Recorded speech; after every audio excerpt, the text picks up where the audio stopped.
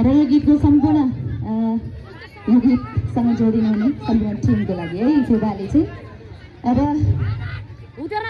मैले अघि यो यता बोल्दै गर्दा सबै बिर्सिन्छ कि स्टेजमा आइसकेपछि कतिखेर गीत गाउने जस्तो हुन्छ नि त त्यही भएर मान्छेहरूलाई सम्झिने नामले नै बिर्सिन्छ के गर्नु स्टेजमा रहनुहुने सम्पूर्ण कलाकारज्यूहरूलाई मेरो एकदमै हार्दिक सम्मान छ।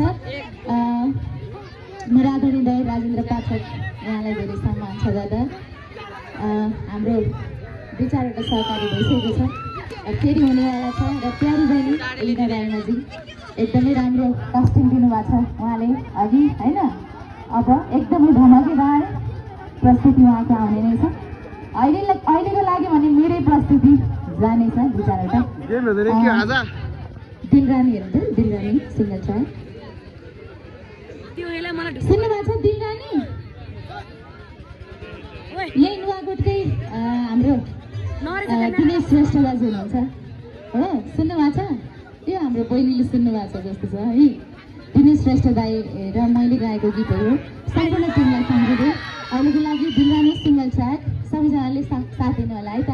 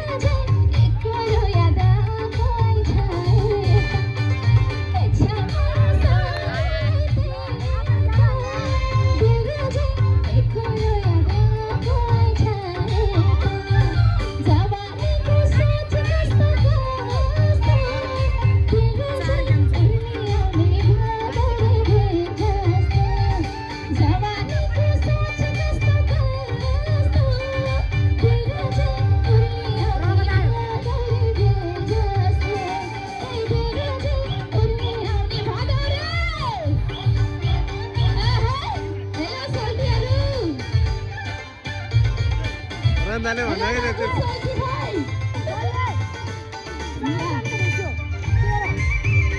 सिरियलले क्या रोन्दाले के हो यो दिइरहेको छ क्या